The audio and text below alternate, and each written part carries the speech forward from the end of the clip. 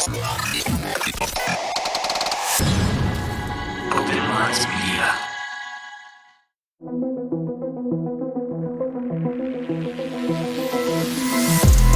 reality we live in can be a very strange place. Most of the time, fact being stranger than fiction. How will we ever start to understand this reality we live in unless we question everything? Join me and a guest as we unravel the mysteries of this reality, one topic at a time. This is Inquiries of Our Reality with Shayn Orin.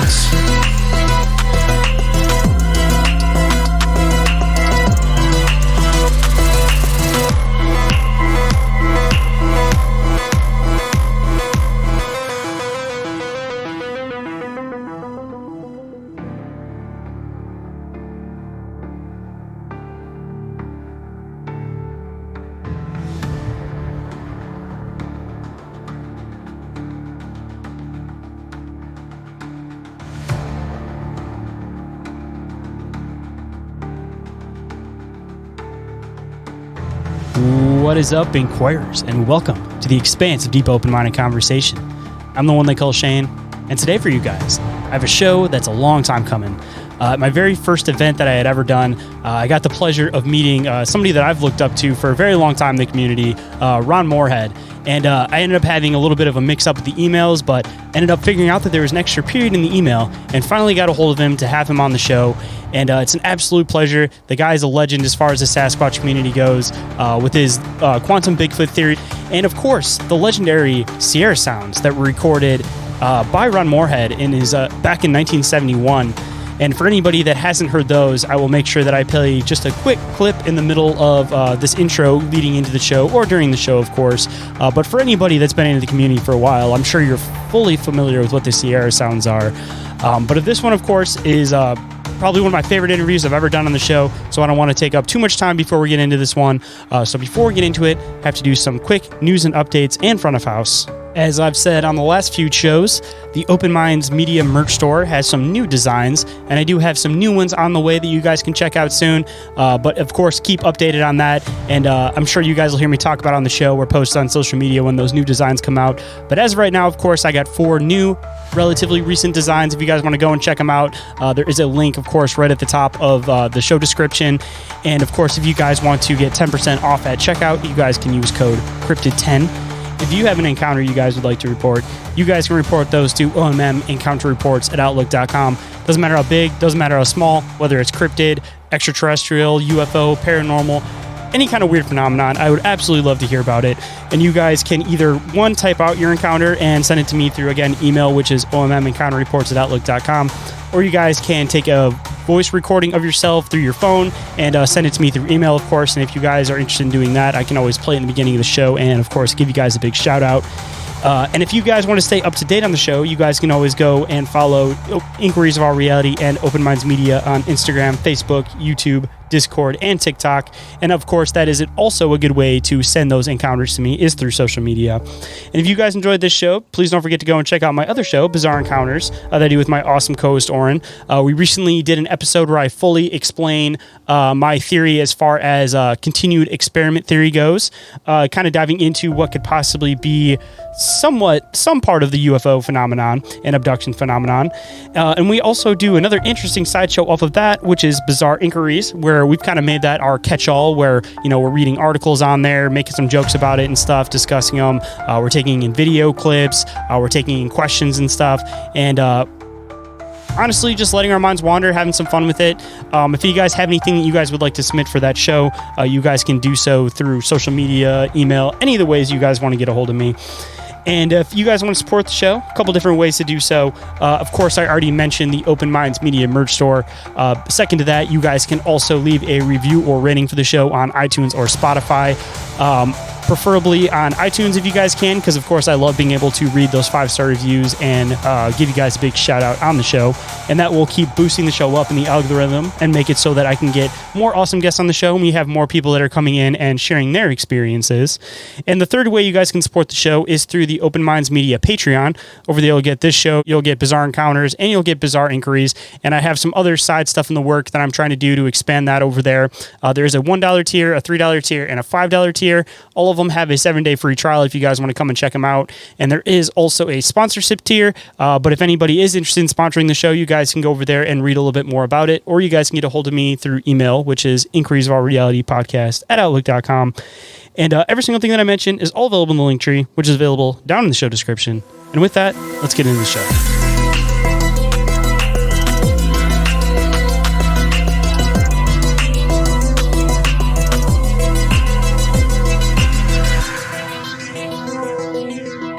Please welcome to the show, the legendary Ron Morehead. How's it going today? Hi there. How are you doing, Shane? Not too bad. Absolute pleasure to have you on the show. A long time coming, actually, because the very first event that I had ever vended, you were actually one of the speakers there, and we had a little bit of a conversation back then, but I never ended up getting around to being able to get a hold of you to have you on the show. So 3 years later, I'm happy to have you on the show, and it seems like it's going to be a great conversation. Yeah, be fun. I'm honored to be with you. Thank you. So for anybody that might not be familiar with who you are, which I'm sure most of the audience is familiar with who you are, why don't you let them know a little bit about yourself and a little bit about what you got you into the Sasquatch phenomenon? Mm-hmm. Well, I was part of a hunting group back in 1971, and we experienced these being, coming into our camp and routing around. Actually, there's a hunting camp that had been since 1958, and the Johnson brothers, who started the camp in 1958, came out with a story. They'd been up there earlier that year and had these beings come around. They were avid hunters. This is 1971. And they came out and told the rest of us that there was some kind of monster up there. They didn't know what it was, but they went out there and saw this huge track in the mud, and they realized, plus the sounds, they knew it wasn't a bear or anything else. It's a hunting camp. They were always have guns up there. So it's about 8 miles in the wilderness, 8,400 feet in elevation in the Sierra Nevada mountains of California. It's called the Sierra Camp. And we all ended up started going up there, and I started recording them along with others. We all recorded, was taking on little cassette tape recorders and recording these things. In 1972, a journalist named Alan Berry got a hold of us, and he asked if he could go up there. So we let him because he's an investigative reporter, and he was responding to a letter from Ivan Sanderson, a cryptozoologist, and also he sent it to Peter Byrne, who had a Bigfoot research center on the West Coast, and Peter Byrne in return got a hold of Alan Berry, which was in Reading, working for a newspaper at the time. So he came down, interviewed us, and we took him up there in 72, and he started experiencing the same thing. So that's how I got started, and he ended up fostering the sounds at the University of Wyoming to get them studied to see if they were legitimate, because he was actually looking for a hoax, and he couldn't find one, couldn't figure out how anybody could get there and do what they were doing and still not leave more of a sign, any kind of a sign besides their tracks, and leave their huge voices and intimidate you a little bit, kind of intimidated. So that's how it started. I got me on a chase to figure out where giants were. I was a member of a big church down there, me and another guy there, and we I kind of got into the Bible part, trying to figure out where the history of giants came from, because they're not supposed to be around anymore.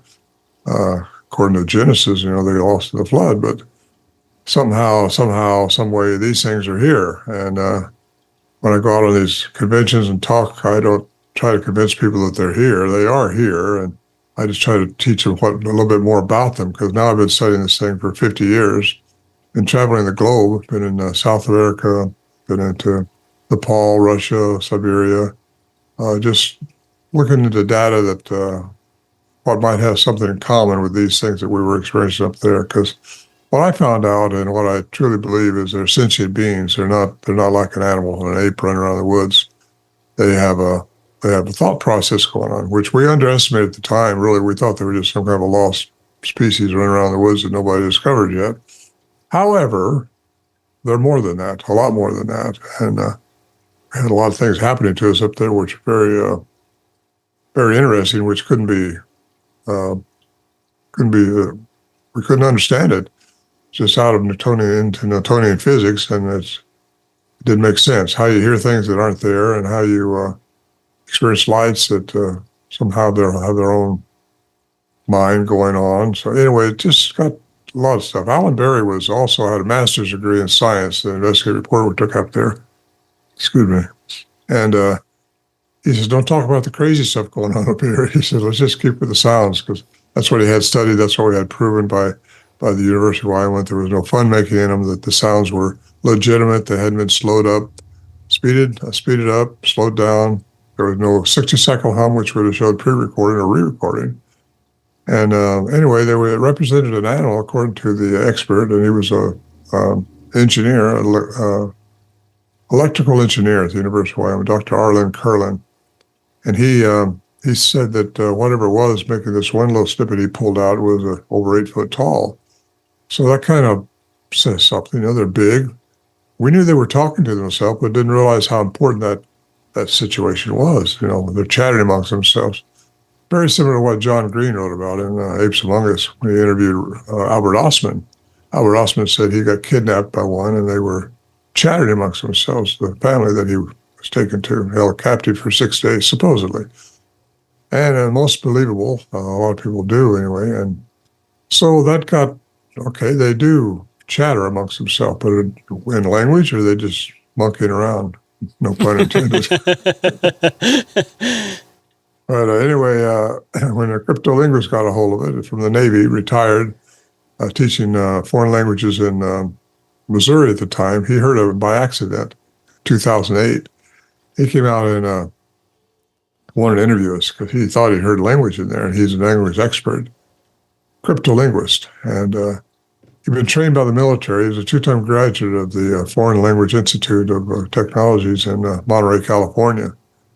And vetted him very carefully, vetted him, so he shouldn't be disputed. According to the guy that wrote a letter back to me, he said, if he's a two-time graduate up here, and he was, he's more than qualified to transcribe a language. And he says they have a language. And that's by the human definition of language, like we're talking now, which has sentient meaning, has morpheme streams in it, which make up a sentence. Now, everything communicates. We all know that. We know dolphins communicate. Everything communicates, either through pheromones or through some kind of gibberish or something. But only humans, according to Dr. Philip Lieberman at Brown University, only human primates have the linguistic ability to create sapient language like we're doing now. So to me, those 1, 2, 3 factors put what we were dealing with up there is within the human range, but it was very tall, very big, all of them. There was more than one. So there. Those that didn't know now know what I'm involved in. So this has kind of captivated me for much of my life. I'm in my 80s now. This happened to me when I was 29.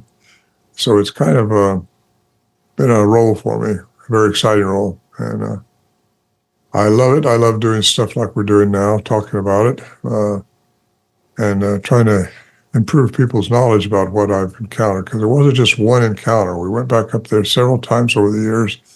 And the same family, we believe, was coming back and messing with us. They were chattering around there, cracking rocks, popping trees, whooping, and just doing things like that right after dusk during the evening time.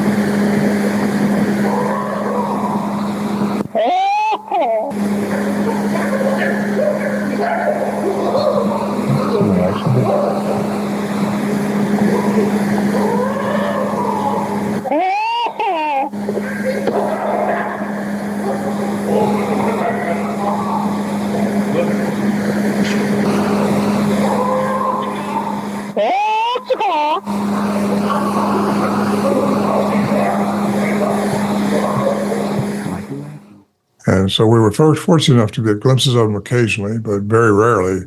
They're very elusive, very, very fast, and they chatter very, very rapidly.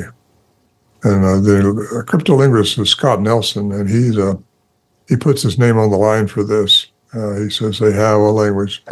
And he was, like I say, responsible in the military for capturing codes or languages and determining if there was any meaning to them. And there's absolutely meaning to this. We just don't know what it is yet, because you got to get one to come in and talk to you. Ooga, ooga, there's a tree, and point to a tree. You know? That's kind of the way it's been going. And anyway, there we are. Hold that thought. We'll be right back. And we are back, so let's hop right in. Just out of curiosity, you said that you've traveled around the world investigating different locations with Sasquatch beings. Have you found commonalities within languages, or like differences within languages or anything? Because, of course, with people, it differs depending on region. So I'm kind of curious if it would be the same with like Sasquatch type beings. Well, I find the commonality is that they're all elusive. They're all intuitive. As far as language goes, nobody that I know of ever recorded them in Russia, or where they say they see them quite often. I've been into Siberia, into some caves back there where they said the wild man's been seen going into. So went in there with a couple of professors, but it was interviews, people there from all over the world. It was kind of a media event for Russia. We was on the Moscow News a week later, you know, so. But it was fun, and we did see a print. I found a print. You can't really verify something, though, when somebody leads you to it, you know, unless you got, well, we had Dr. Meldon with us, who was forensic and footprints, and he couldn't tell by what we found in that cave, because it's a big cave, though. And really, as far as I know, nobody's ever recorded vocalizations of these things. They've reported screams and heard screams. And a lot of people have come to me and wrote me and said, I heard exactly the samurai chatter, they call it. And they hear it. And but most people aren't walking around with recorders, you know, they're not trying to do that. And if you're out there trying to expose these things, they probably are intuitive. They're a little intuitive about it. They know what you're trying to trick them. We tried to trick them with camera traps and stuff like that, but that wasn't happening. Much as we tried, we just underestimated what we're dealing with at the time. And it was exciting, though, I got to tell you that. It still is. Get to talk about it and memorize it. One of my buddies is still alive, Bill McDowell. Him and I experienced quite a few things up there. And when just him and I would go in with supplies and stuff like that. Like we had some barrels up there we'd hauled in on mules, and had them cabled to the trees so that the bears wouldn't tear them open. And that's where we kept our supplies in, so we didn't have the chance just to get away without taking the horses. We could hike in. It's a hike, but you know, if you're young enough, you're in good shape, you can do that. And I was in good shape then. But when you get to 10,000 feet and you leave the valley at sea level, you know, it's a little different. So you got to get used to it. But you do. And so when we could, we'd walk in. We couldn't do the horses because it wasn't convenient or something. And of course, the horses make a little noise too, so you got to know what's making. They never fuss when these things were around, though. These creatures, you thought they would, but when a bear would come around, they'd fuss, you know, stomp and tromp and all kinds of stuff. Anyway, we've had that camp we thought was inside one time being tore apart out there. And this is one of the anomalies that we couldn't explain, because it sounded like all our stuff was being taken out of those barrels and just thrown around. We looked out later when it stopped and nothing has changed. Well, what do you do with that?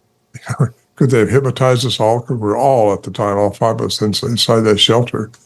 And they either had to hypnotize us all to make we think we were hearing that, or they have a vocal mechanism, which we've had studied, which is very, very expansive, very big. They can hit tones that we can't reach, and they have a voice level that's just out of. So we don't know how high it goes, because we weren't recording infrasound or ultrasound at the time. We just had cassette recorders. So anyway, could they have been making it sound like our camp was being tore apart? I think they probably could. In fact, I think there's a lot of things they do with their vocal mechanism that we still have yet to discover. I mean, just like a lot of primates, though, I mean, they got to find something to entertain themselves. So it seems like a commonality with a lot of Sasquatch encounters is that they mimic weird sounds, and maybe it's just a matter of amusement, because when it comes to people, it seems like more often than not, they're more curious than like agitated, which of course they do get agitated, but they're more curious than anything. So I'm almost kind of curious when they start making the weird sounds, if it's just a means of curiosity and entertainment for them, just to see the humans' reactions or what they're going to do. I think you're on it, because I think that's what they do. They toy with you. And they can mimic your name. They can mimic your dog's name. I've had a lot of people tell me, well, I heard my dog's name being called when I was in the woods and he was home. And they hear their own name being called sometimes. And that's weird, because nobody else is around, they say, when that happens. So there's a lot of things they do, but they're messing with you, I think. And they are curious about humans. They're very curious about us in our camp. Why they dealt with us so much, I don't know, but they did a lot. We got hours and hours of recordings. So all of us were recording. So there's a lot of collaboration, whatever you want to call it, in the sound recordings. But the very best ones I put out on 2 CDs, and those are available on my website as downloads. They are smart. Don't underestimate them if you're out among them. I'm going to tell you something else. I don't think they're all the same. I just don't. I think there's different types of them, because I've been all over the world now, like I mentioned, with this stuff. And they have different types of shapes in their body. Some of them have sagittal crest, some of them don't. Some are bigger than others. Like in Nepal, the Yeti up there is more or less like 6 feet, is what's been reported. Whereas here, we got them up to 12 feet. Then you go to Alaska. I was up there with a filming crew a couple of years back, and made by the Travel Channel. They took me up there, and it's trying to rehabilitate this remote village that they had to abandon years ago. And they said 15 foot tall. Excuse me. Oh, we got a cat the other day. Anyway, they were killing them. They were tearing them apart. But I flew over in a helicopter when they took me in. No roads there. And I had some suggestions for them. I think they were timbering it heavily back in the 1940s and early 50s. And they were fishing it heavily, too, from the pictures I saw. And they were mining it also. So I think what happened was these things, not like a bear, they just go somewhere else. But these things, you start encroaching on their territory, and they get upset about it. I think that may have what happened in Portlock, Alaska, when I was up there. So my advice to them was just go in with respect for the property and don't overdo it. Because when you go out in the woods and you're cutting their trees down, and there's a lot of things about trees, they just don't want you messing with them. I got a whole chapter of that in my new book, too. A lot of reports around trees, what's going on with trees. So if they were cutting all these trees down, which they were, I've seen that. There are areas, just acres and acres and acres of tree cutting. And if these things got mad and stepped out and started screaming at them, I imagine they'd took a shot at it. That probably would have pissed it off, they tore an arm off or something. But they did mangle about 3 dozen people, they say, up there before they abandoned the village, because they couldn't, whatever it was, they couldn't kill it. I've heard about this a lot of times too, with like roadside workers and stuff, when they try to build like a new road through some area of forest that they'll leave at night, and their machines will be flipped over and there'll be parts of the road ripped back up and stuff. And I've even heard of a couple of them where I don't know if I've actually heard any of where they've physically attacked or seen them attack, but there's been definitely sightings and a lot of equipment destroyed in the process of trying to build new roads through the woods. Oh, yeah. Yeah, over in, where is it? Guadalcanal. There's a whole book about that over there, how they had to take a dozer away. They were mining over there. This is in the 90s. And they took the dozer away, but they left the blade there. Huge blade. Tons. And it had been moved way far away. When they came back, there were some huge footprints there. And that's in a book, too, which is interesting. Yeah, you're right. They get really upset. Peter Byrne, the late Peter Byrne, he just passed away, and he encountered some very skeptical woodsmen that were cutting tree cutting, clear cutting actually, and they didn't believe in Bigfoot at all. But then they seen one walking towards them down the dirt road towards where they were cutting, and it just scared them all. They all 8 of them seen the thing, and it just stepped off, and they reported to him, and he said they're now believers. I've had so many reports over the year about these things approaching people that are cutting trees. Say, I'd love to dive into some of the tree stuff, but just a quick comment, because I always like talking about the Alaska Sasquatch phenomenon too. It seems like they're always significantly more aggressive up north. Maybe it's because there's a scarcity of food. Also, that whole thing where everything, the farther north it grows, the bigger it gets. So, I mean, at least from like your experiences, have you kind of come up with any reason why it seems like there's a lot more aggression when it comes to the Alaskan or like the northern Sasquatch? I think I got a theory, and that's because we're encroaching a lot. I don't think food's the issue. They got a lot of things they can eat up there. I think it's well, like I read a few minutes ago, they're not all the same.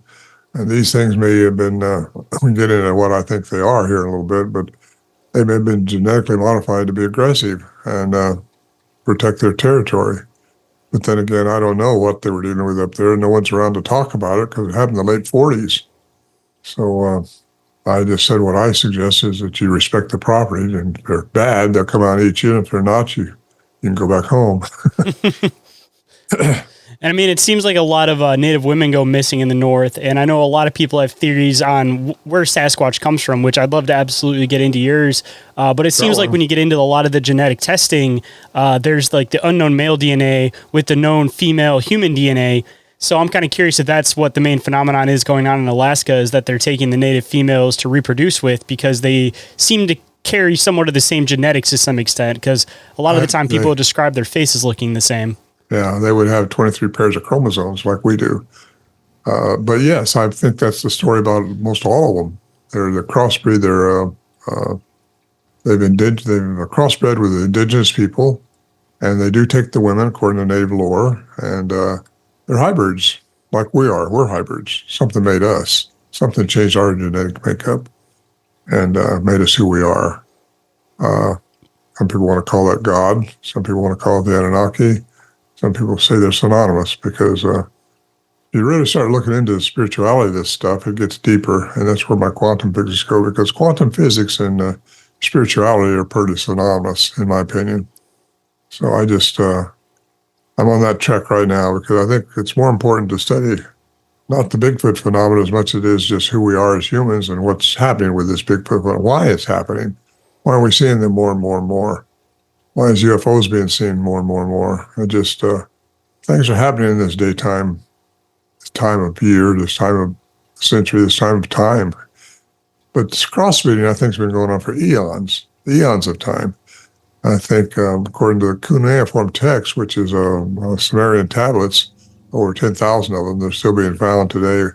First written form of language. It gets into the crossbreeding from these sky people, which came down from the sky, very powerful ones, they call them. They were big, and they took the women, and they call this the Anunnaki. And yet there's probably millions of Anunnaki. They're not all bad, but some of them decided to stay in our third density environment and take the women and crossbreed them and genetically modify the offspring, trying to get something more like them, I think. My opinion. A lot of people hold with that opinion, I think. So the crossbreeding with indigenous people, according to Native American, has been going on for eons and eons. And I think Bigfoot-like creatures have been here since before Homo sapiens.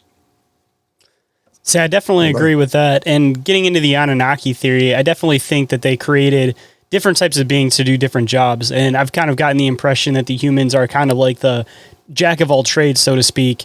And I've kind of wondered if possibly they tried to create the Sasquatch type beings for, general like labor type things. And then they created all these other kind of weird beings for different specific jobs, like maybe some of the weird flying humanoid type beings they created for trying to get messages across far places or to carry like supplies or goods from certain areas. But it seems like there's a wide variety that all seem to have some type of humanoid DNA. So I've always kind of been curious on where that mixing started and what the original purpose was, if it was, again, a matter of trying to create things for different jobs or just trying to perfect exactly what they wanted, and these were all just accidental experiments along the way. We're trying to maybe indoctrinate their characteristics into this environment here on Earth. Because a lot of the animals here are hybrids. I think they've created a lot of stuff like that. This is probably, they've seeded this planet with a lot of stuff. And we're still discovering new species all the time. They created, I think, the Bigfoot for work. But I think that was backing up with them because they didn't care for that for some reason. But they created man. They created us according to the cuneiform text. And in their image, and getting that, and gets right on with biblical scriptures too, because I did study the Bible quite a bit trying to figure this out, but then I had to get further back than that, way back into ancient texts and all the way into the cuneiform text, which is very, very, very exciting when you get into it. It's just how things happen. See, we're talking about hundreds of thousands of years now. We're not talking about 6,000 years like a lot of religions teach. And religion's really brought about by man, and it's a lot of it's fear-based, and a lot of it's for controlling. I think a lot of it's multiple perspectives of trying to explain a lot of the same events, because when you start digging into a lot of these ancient religions, it seems like there's a lot of commonalities between all of them, such as the Great Flood's always the example I use, but I think it's just people trying to explain what they were seeing in the best language they could at the time from multiple perspectives, and we've just kind of pulled everything apart when it's all supposed to be the same story, just from different viewpoints. Yeah, they've put it together in their own conditioned brain, because we've all got our conditioning going on from the time of birth. So how they translated it and put it down is probably a little subjective, and you can make an argument about a lot of those things that went on, because it wasn't until 1100 and something when it was 326, I think, when Constantine pulled in the four Gospels to let people start using that for their main religion. Matthew, Mark, Luke, and John. Then you get into all the way up into 1611 when King James brought in his 36 scholars, and all of them had their own parameters made. And they, again, it's all about control too, because they didn't want to, like the Book of Enoch is not mentioned. It stayed in the Ethiopian religion though, but it got pulled from everywhere else. Yeah. Right. Well, it was never in there. The Catholic Church didn't want that in there because it talked about what we're talking about now, angels, and I mean, things that it got them out of control is what it did. And that's why the other religions started too, because they thought they saw it differently, and they wrote things down differently.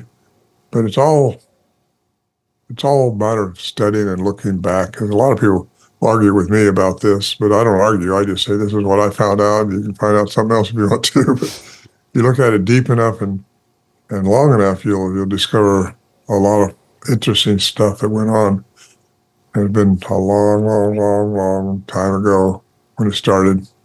We will be right back after this brief commercial break, so stay tuned. And we are back, so let's hop right in.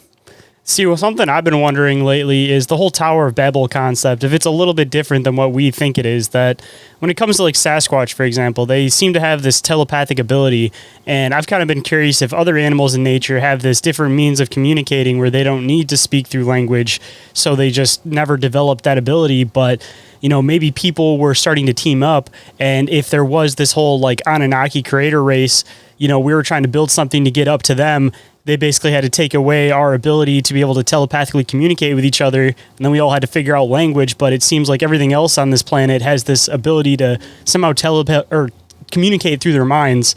And I kind of wonder if this is played into like the Sasquatch thing, that, if these are the Nephilim or like the extra experiments, like whatever view you kind of want to put it in, if they weren't included in this group because they weren't mass forming and trying to rise up against the creators and live in the place that they lived. Well, I think they are telepathic. I think everybody is. We are. You really get into balancing your system through the pineal gland into your heart and start listening to something outside of your third density environment. There's a lot going on that we still need to understand, but these things, I believe, are telepathic, and they can do things like that, but they can also shatter, because they do, and we got it recorded. But all animals communicate. It's not with language like we do. That makes it so different. That really puts them in at least what we're dealing with. I can only talk about the ones we recorded because it's the ones that were studied scientifically. they are they have a human component, or we have a Bigfoot component, one or the other. But I think all the attributes they were given, we've been given also. We're just been given dominion on this planet, and we don't take care of it. So that's kind of worrisome, I think, to a lot of the alien species that are here and that have been coming here for a long time. So I know that in the original location, you weren't just having like Sasquatch experiences. You were also describing these like light orbs and different things that were happening there. I'd love to kind of dive into some of the weird non-Sasquatchy possibly related stuff that happened there, because I've been kind of curious about certain locations. If maybe, you guys just happened to land in a spot where it just happened to be where a tribe of Sasquatch were staying, or if it just happened to be some type of special area where it seems to be a crossroad for multiple phenomenon. And when you see that, it seems to be in a lot of places that, people aren't just seeing Sasquatch, they're also seeing UFOs, they're seeing orbs, they're seeing this. Like, there's certain areas that seem like they're just something special. And at least from some of the things that I've heard that happened at the Sierra location, it seems like it may be one of those weird special locations. Yeah, like I mentioned earlier, the Johnson brothers have been going up there since 1958. A lot of things happened prior to 71, but it's stuff that they just put off as natural, bear or something like that, or they didn't. What do you do with strange stuff? Well, it wasn't until 71 until these things really started coming around the camp and messing with them. But Warren Johnson thinks one of them got burnt real bad on an old stove we reassembled up there, and that's what started the ruckus outside. It kind of startled them a little bit. But anyway, that's kind of blew it open, and they didn't shoot it. And they had guns; they shoot at it, and they didn't break in the shelter at them. So. And they never did with any of us threaten us like that. So we kind of felt like they were glad that we didn't shoot at them, but we were glad they didn't come eat us too. So, just kind of curious of each other on both ends. Yeah, let's just keep our distance here and keep this flag ready. But I forgot now what your question was, but talking about the other weird phenomenon that's happened out there that's like non-Sasquatch related. Yeah, I mentioned the one about the camp being tore apart, but that might have been Sasquatch related. I did see a UFO up there myself. Watched it for a few minutes till I lost it behind the trees. It was huge. Whatever it was a big blue ball, pale blue, and it just come down from the sky like a controlled moon. And that was happening when the Bigfoot stuff was happening. And we had one of the guys said he'd come back early from hunting, and before I got there, he said he heard a herd of horses coming down to the camp. Well, we didn't have our horses. That wasn't happening. Sometime I heard a clicking noise. Me and two of the other guys were inside the shelter. It was dark, and we decided to turn in, and heard this clicking noise out there by the stove, and it kept getting closer to the shelter. We had the door closed. We have a door which leans between two big trees, which is just another log.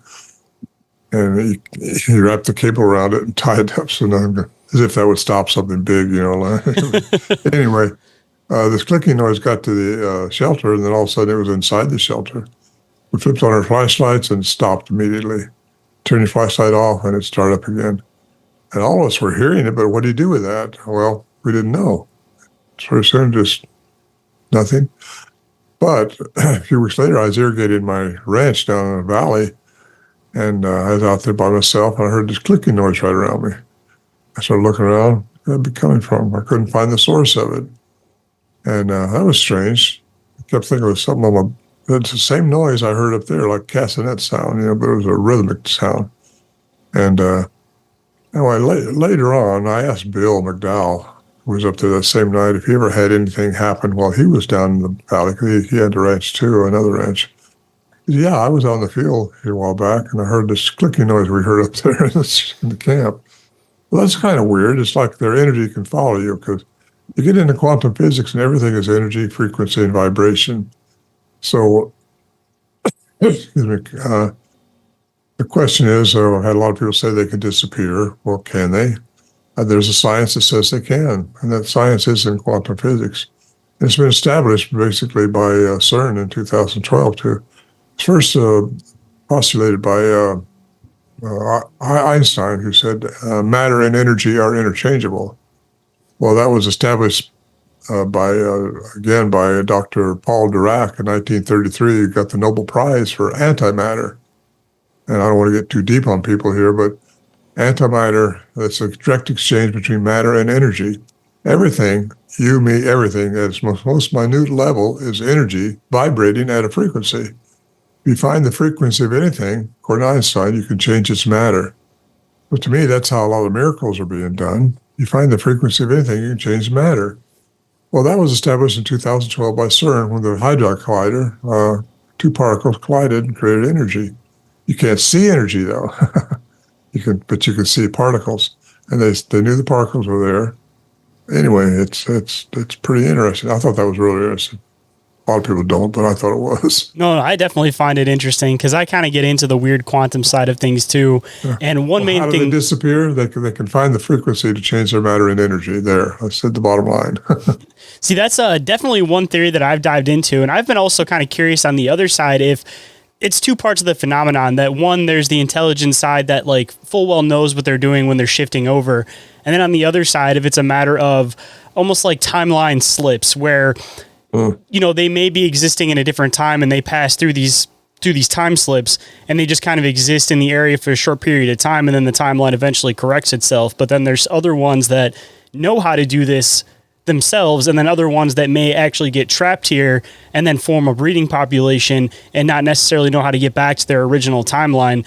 I mean, when you start getting into the quantum side of stuff, I mean, this may not even necessarily be like another dimension or another reality, but even just another time on this planet that these things are potentially coming from. And that's why they seem to go in big pockets than small pockets, is maybe because they have this ability to go back and forth between, again, either different realities or different points in this reality. Yeah, that's good.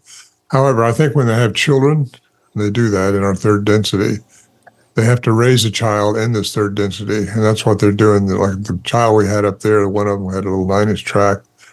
And he was messing with us. I think that's what got some of them kind of chattering around, because they didn't want the little one coming in too close. I think they train them how to deal with humans and train them how to do what they do. So I think when they're born here, they have to stay here till they learn how to get out and how to go through these portals, or whatever you want to call them. Because it's electrical anomalies, and we're all electrical beings, you know, too. You and me, both. Just out of curiosity, too, I've heard of a few different experiences where people have said that they've seen like Sasquatch condensed into balls of light. I'm kind of curious if that's a means of how they can travel through these other realities, is through a matter of condensing themselves, or if it's like something where they kind of like phase out rather. But there seems to be a lot of connections with Sasquatch and blue orbs, and even people saying that they've seen Sasquatch faces inside these blue orbs. Yeah, I've had that told me. The Johnson brothers had orbs about this big around, follow up around above their heads up there 3 times. And it never happened to us. I've seen orbs up there, though, but never followed me around that I know of. But I do believe they're a form of energy. That was 2016 when I was up there, me and my lady friend, and we had a tent set up. And we seen this elongated light would come floating by our tent. And what do you do with that? It's not like it's being controlled. Whatever it is a form of intelligence, but it has control. And we watched it for quite a while, probably about 3 or 4 foot long. It wasn't bright like it was shining, but it was lit. But it wasn't like floodlight or something like that. But that's just one of the anomalies. There's so many other things happened up there to us that, just. There's something else going on is what we're getting at. That's what got me into quantum physics. And according to Al Berry, he says, whatever you do, stay with science on this. But he was a classical science, had a master's degree in science. He didn't think this stuff should get out. But the Johnson brothers believe there was something special about these things. And I think all of us do. One of the guys stopped going up there. He got scared off so bad, he wouldn't go. And I haven't been up there since 2018 when David Paulides, he wanted to do a filming up there at the camp and interview me there. So we did that, and he did a real good reproduction of that light that goes through going through the trees that we witnessed. And what do you do with that? All I'm up there with a little 38 with a pea shooter, shoot a grouse or scare off a bear or something. But I'm not trying to shoot one of these things anyway, and I think they know that. Our intentions are. I think they can read your energy. We all have energy. It's called aura. Everything has energy. And we ask how animals know how they communicate. Well, a lot of them communicate through sound, vibration, through just the energy too. A horse will know if you're afraid of it or not. And speaking of fear, people who want to interact with these things are getting out there in the bush and trying to research. So you got to control your fear. Don't jump up around, shine lights every time you see something, every time you hear something that you don't understand. I think that's your biggest enemy is in the woods is fear. And that's your biggest enemy anywhere is fear. Because fear is not normal. I mean, I should say that. That's ridiculous. It is normal for us to have fear, but that's because we're in a third density. If you learn how to meditate and get out of that and reach into a higher density environment within your consciousness, you won't have fear of anything anymore. And I feel like I've kind of got that way. I don't fear things when I go out in the woods.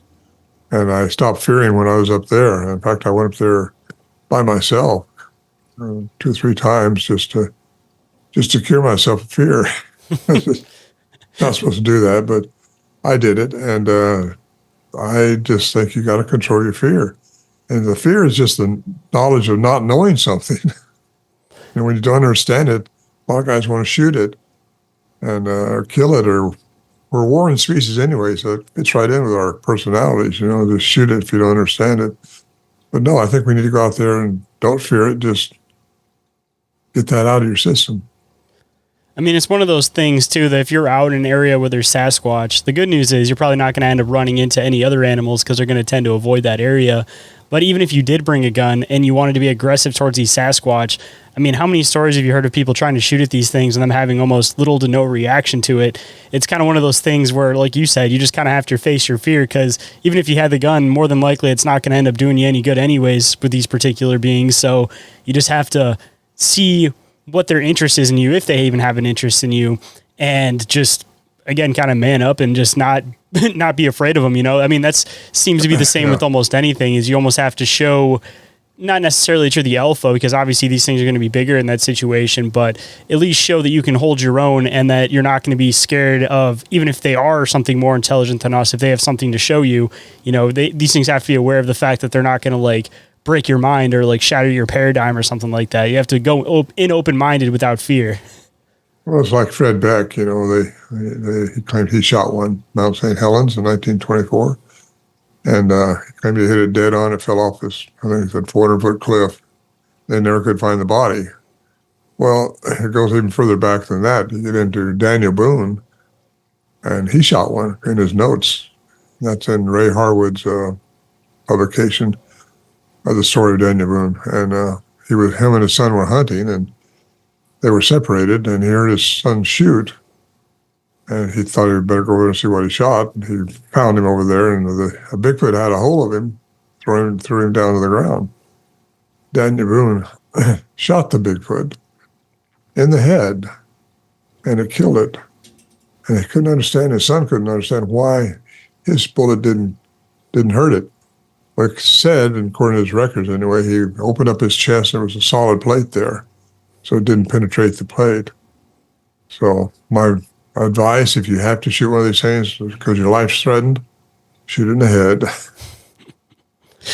Seems to be with most things. I mean, I've been kind of curious if possibly they have some type of thicker coating in the front of their head or something like that too, where you have to hit a specific spot of the head where there's a softer spot, because it seems like most these things aren't necessarily primitive apes, but at least things that have that body build, they seem to have a hard front of their skull. Yeah, well, like a pig or a bear, you got to shoot them through the eyeball. Yeah, eyeball, or I was going to say try to aim for the temple or something like that. That's, yeah. Find the soft spot in their head, huh? Hold that thought. We'll be right back. And we are back, so let's hop right in. Well, let's not talk about shooting them. That's our warring species coming out. I mean, it'd be better if I just carry a sidearm with me, Terry. Now I don't hunt anymore like I used to. Just a sidearm to protect me from other things. Mostly, I got a hat band made out of 52-inch rattlesnake up there, 9.5 rattlers on it. And that's what happens if you see something like that. I always carry a 6-shot. 357 I normally carry. I got a 44 also, but the 357 is what I would carry. The first round's empty.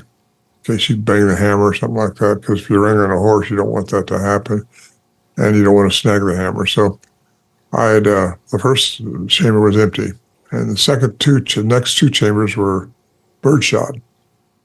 You shoot out a snake load. I call them snake loads, but they're birdshot. The next ones were magnums, big bullets for the big stuff.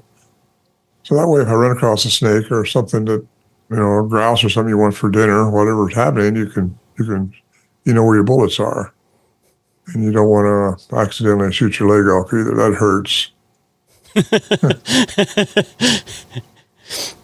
So, also kind of diving back into the Sierra Sounds location, I know you mentioned that David Paulides went up there with the whole like missing 411 research kind of mixing in a little bit with your research.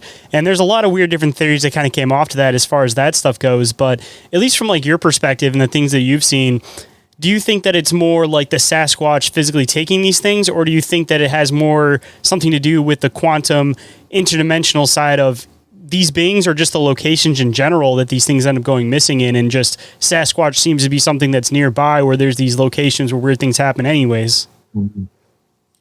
Yeah, I think UFOs are involved in these portals which are around. I think possibly they can create their own portal with their Bigfoot anyway, with their vocal mechanism, and go out of our perception. See, we only see within 430 and 770 terahertz. That's our visual spectrum, which is the light frequency. That's all we see. But there's all these other frequencies out there, and all these frequencies exist. I try to tell people just how limited we keep ourselves in this third density environment. We don't smell like a bear. A bear can smell 20 times better than we can. A dog can smell 7 times better than we can. Mantis strip can see 4 colors humans can't even see. There you are. Yeah. It just goes on and on. We just don't have those attributes built into our DNA. However, they may be there. We just haven't researched them yet. Because once you reach into and start balancing your chakras, which is the pineal gland, the heart has a brain. But your heart's always trying to say something up here. And it's called a gut feeling. And your brain has been conditioned from birth. This is right. This is wrong. This is right. This is wrong. This is what you're going to do. This is what you're not going to do. And it seems to want to override what your gut feeling's telling you sometimes, more likely than not. So I try to encourage people to go by their gut feeling and let your brain start getting cooperation with that heart brain. Because the heart is where the pineal gland receives from the spirit everything. That's where we get our knowledge. It's an open pineal gland. The Eye of Horus. It's depicted in, all these depictions from Egypt and different places. And it's on our dollar bill, too. But the Eye of Horus looks very much like the pineal gland, which is right in the middle of your head. And it's also been known as the third eye and the eye of its receptor. So when you receive information, it goes down to the heart's brain. And the heart receives it as a gut feeling, like, don't cross the street now, there's a train coming, Well, you don't see a train coming, but then you decide not to, and you back away a little bit, and sure enough, a train comes by. Just stuff like that. He might say, go help Mrs. Jones over there. She needs help. She's old. She can't get across the street. But your mind says, no, let's go over here. Johnny John needs help, and you can make $100 over there. But if your heart says, help the old lady, go help the old lady. That's my stupid little example. No, I mean, that's something that I've always talked about on the show, too, is just my gut feeling that just meeting new people, if I get a bad impression from somebody right off the bat, I usually something ends up coming out about them later on, and it's never steered me wrong. So it's like one of those things that I can't tell people enough. And especially when you're in the woods, or you're dealing with survival situations or Sasquatch, it's more important then than any other time to trust that gut and not give yourself a second to, you may not, that extra second that you take to try to think the stuff through extra might be that extra second that is going to make it so you don't make it through that situation. So you just have to run off instinct. Totally agree. Yeah. Yeah, it's interesting how our brain has been conditioned, and we got to decondition that, or not evacuate the third density reality, but build on it, because our consciousness can get us up into a higher dimension while we're still here, and we don't have to die to get up there. And energy can't die, by the way, and we all are energy. Okay, that's quantum physics. And that's pretty much accepted. We are energy vibrating at a frequency. So when this body that we're in this embodiment we have now passes on or dies, our consciousness, our etherical value will continue on to something else. Einstein wouldn't even guess on that, but that's where people get into reincarnation, because if you don't learn what you're supposed to learn in this environment, which is, here it comes, love and compassion. If we don't learn love and compassion for everything and everybody and situations, and don't treat yourself as a victim, you're going to have to embody into another timeline. And I like your idea of timelines too. That's how I think. I think there's been paradigms happen and timelines have been changed, and they all will gradually go in together. But time is linear, and that's only for us in our third environment. So once we get out of this, we don't have time anymore. That's where our fourth dimension of ghosts come in. I think they're hanging out waiting for another embodiment to choose to go into so they can reevaluate and reconsider and figure out how to treat everything better than what they treated it before. We got to stop being warring and hurting. We can't keep hurting people. Ain't that the truth? I mean, it seems to be something that you hear all the time with people that are contactees. I mean, even people that have had like telepathic communication with Sasquatch and stuff. This whole idea about elevating your vibration and loving nature, loving everybody around you, and stop warring, stop destroying, and assumably anyways, I mean, if we were ever going to get off this planet, if anything was going to happen to this planet, we're not going to end up doing it by trying to kick somebody off the ladder. We have a better chance of everybody just teaming up and actually working together. And I mean, once we stop living in this materialistic world, like who knows what we're all potentially capable of. And maybe some of this weird phenomenon is just, you know, other things within reality that care about us. And they're just kind of trying to watch and keep an eye out on us to see if we're actually going to get to that point like the rest of these things are. And I mean, Sasquatch specifically, if these things are as ancient as they say they are, I mean, they've had the secret figured out for generations, and they could be just curious watching us, wondering when we're going to make it to that point. Yeah, because they're not supposed to know, nothing's really supposed to interfere with our karma, what we're supposed to react to. Like I say, we got to react to situations and all elements with love and compassion and with something good. If you can't say something good about somebody, don't say anything, because you can create that stuff if you're not careful. But I think there's a lot of things watching us as human beings, as Homo sapiens, and see how we're developing. And it's kind of worrisome, I think, to a lot of aliens who would love to have this planet, would love to see us and just all work together and peaceful planet. It's got everything that the other planets don't have right now. But we're destroying it. Why are we warring like this? Why do we want to kill each other like we're doing over there in these different places? And it shouldn't happen. And it just kind of hurts me now to see all that going on. So I don't watch any more of it than I have to see if we're going to die tomorrow or not. I mean, even within the Sasquatch phenomenon, too, it's double-sided that you have the other side that just want to make contact or just experience and just understand and know about these things. Then the other side of it, it's like their whole intention is they want to go out in the woods and find one so they can shoot it, and then they can investigate it and figure out about it. And honestly, at least from my experience, I feel like the best way to understand to something is through observation, not by dissection. So I don't know why that's the top of some people's to-do list, even when it comes to this phenomenon, just doing the typical human thing and just killing something you don't understand, thinking that it's going to help you understand it.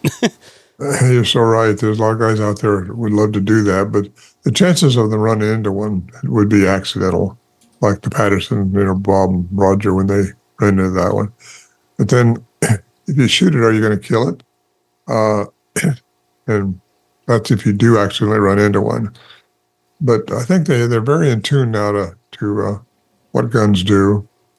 And I think that they don't like human exploitation of them. And there are some that are watching out for us, I think.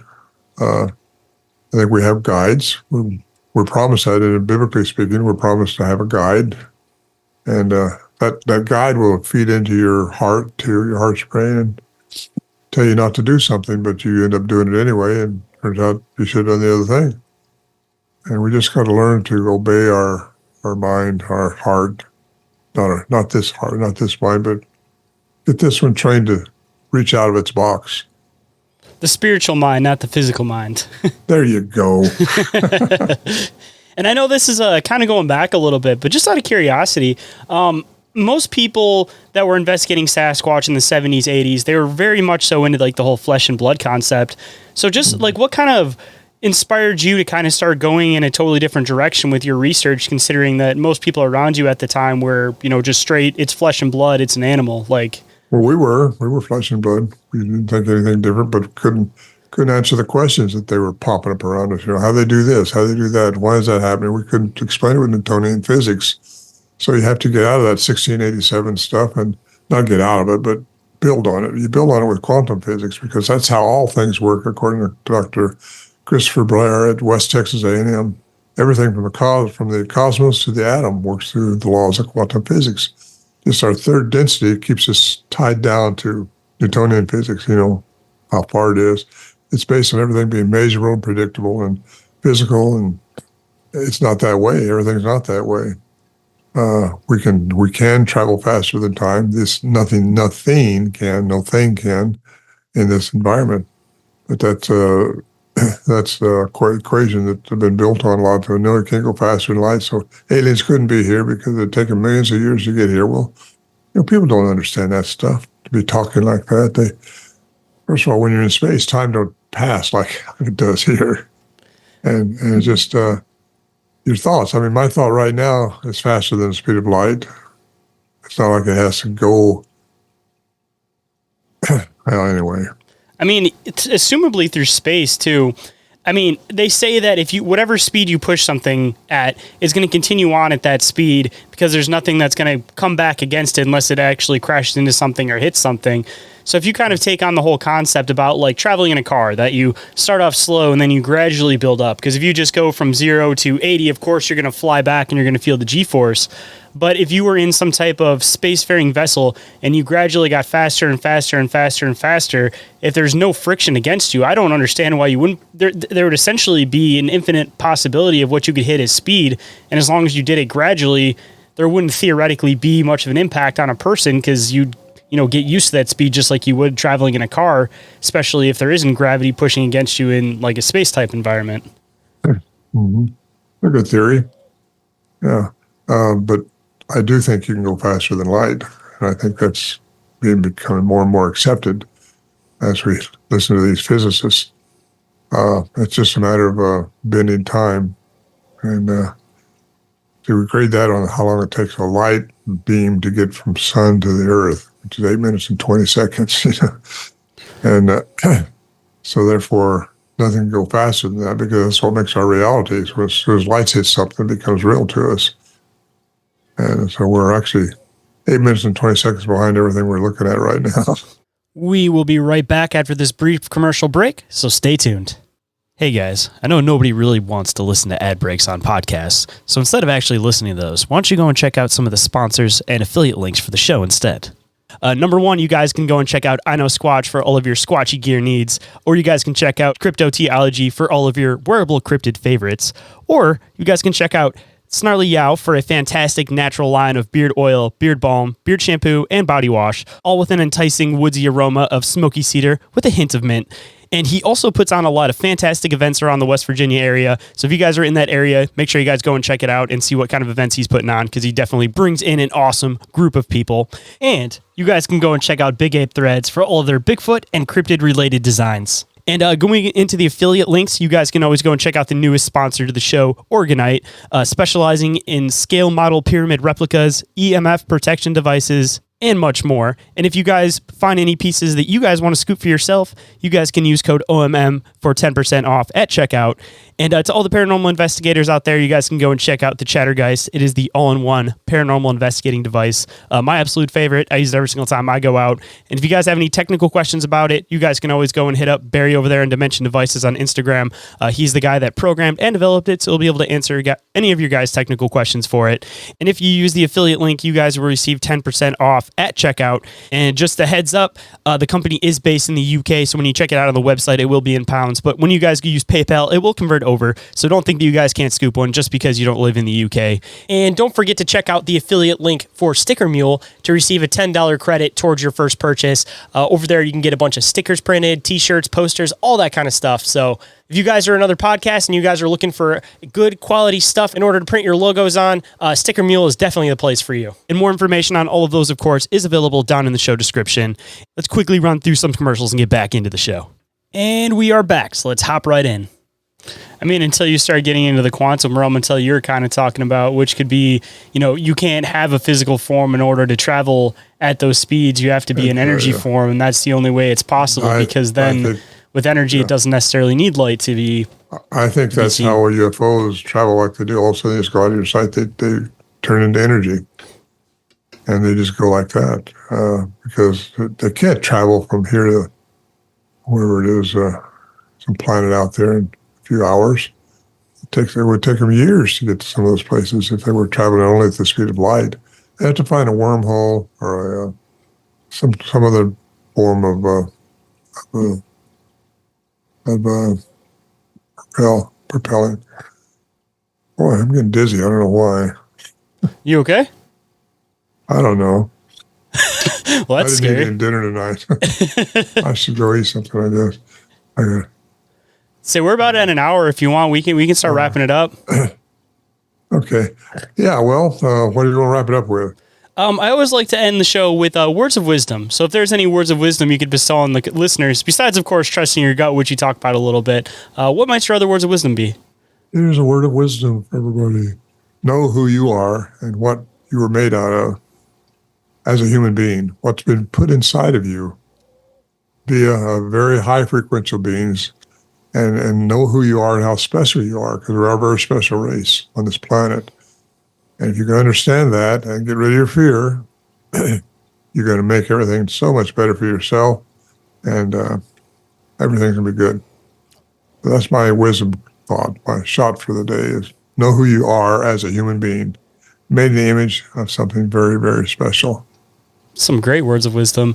And if anybody wanted to be able to read into your books, possibly tell you about some Sasquatch experiences they've had, where can everybody find your website at? RonMorehead.com. Oh, perfect. Simple. Simple, very simple. Ron Morehead, 101 Morehead.com. And it's not like my email. My email's got a dot between the Ron and the M, but my email doesn't. I mean, my email does, but my website does not. It's ronmorehead.com. You can find all my books. I got 3 books. The most recent, I've sold a lot of these. Quantum Bigfoots here. And that kind of builds on the quantum theory and how it revolves into spirituality. Oh, there you go, and all that. But this one gets into that chapter you wanted to talk about, trees, and gets into AI, artificial intelligence, how we got to watch for that because it's coming. And it's a very, very important, too, that we understand what's happening in our world today. And anyway, I'm going to be at a conference in Illinois, in Mount Vernon, Illinois, on the 7th of September. And other than that, I'm on the broadcast like this, and I really appreciate you having me on this one. Of course. Not quite as bright as I usually feel like I am. Oh, no, I still had fun. I still definitely enjoyed the conversation. And maybe at some point we can come back around, because I'd love to have you back on the show at some point. Yeah, there's so much more to it, really. There's a lot more going on. What goes on with trees? Because energy and matter are transferable, and they are. What do they hide? Do they hide in trees? Can they be hiding in trees? Is that why trees are so special? Hey, if you want, you got to set up a little bit of a teaser. After we finish wrapping up and everything, if you'd like to set up another date to get into that, I'd absolutely love to do it. Well, I got something else going on tonight, too, so I better wake up somewhere somehow. Go eat something. Anyway, I thank you again for having me on, and I appreciate your comments and everything you said. Yeah, it's very good. It was an honor to have you on the show. Well, thank you. An honor to be here. I love to get this. Is all I want to do anyway. I'm tired of going out to these events. I've been asked to so many of them for next year, and I just haven't been taking any because it's a lot. Oh, yeah, traveling all the time, too, and having to speak once you actually get there and stuff. And a lot of time they're outside, and you got to stand out in the heat and everything, too. And Well, most of mine are inside now. Some of them are outside, but I say that, but I like the inside ones that can control everything better, you know. The traveling in general, though, still beats up on you because, I mean, when you're... when you're in the 80s, you got to go through... Because I have to have my wife or somebody with me to help me with my table and everything, but, boy, just getting around. You go through Atlanta, you know, it's the biggest airport in the United States. She went off today. She left me today to go see her grandbaby being born. Or just was born last night, actually. Well, congratulations. Thank you. She got a little girl, and she's heading straight for... She was in Atlanta for a 5-hour layover. But that's what you do when you do it on a cuff like that real quick. But I tell you, these overnight, I don't do overnighters anymore. I mean, not overnight layovers in an airport or something. I just don't want to do that. I don't want to travel. I just got out of the hospital after an operation. I had a surgery here. I was in the hospital for 5 days and still feeling a little weak from that, but I'm getting old. So I like to do stuff like this. I don't have to go anywhere. That's what I was going to say. And as soon as you're ready to get off, all you got to do is just hit cancel. You ain't got to take a 9-hour drive back home or go to the airport. Or you're like, all right, I'm done for tonight. Well, I wish I was done for the night, but I got another podcast to get on here in an hour. I don't like these really late ones. This is late for me, actually. Somehow, probably because I didn't sleep last night. Maybe that's it. That'll do it, won't it? Yeah. Okay. Well, good night, Shayn. If anyone is interested in being a guest on the show, having me as a guest on your show, sponsoring the show, or getting a hold of me for any reason whatsoever, you guys can get a hold of me through email, which is inquiriesofourrealitypodcast@outlook.com, through social media, Instagram or Facebook. Instagram is the one that I'm most active on, or through the submission forums, which are available on the Linktree. One of them is for contacting me, and the other one is for reporting an encounter. So if you guys want to report an encounter, that is also an awesome thing to go and do off the Linktree. And every single thing that I mentioned is all available on the Linktree, which is available down in the show description. And with that, hope you guys enjoyed the conversation, and I'll catch you on the next one. Have a good night, everybody. Reality isn't what it seems. Abductees taking aboard a craft with a tractor beam. Is life a simulation or an astral dream? Aliens travel through black holes in different galaxies. Life is a bizarre odyssey. With the mic talking about philosophy. Well, Bigfoot is stalking campers as a Wendigo walks through the woods of sharpened antlers, using Ouija board to talk to the dead like a necromancer. There's so many questions and not enough answers. So if you're interested in mysteries and abnormalities, tune in and listen to Inquiries of Our Reality. So if you're interested in mysteries and abnormalities, tune in and listen to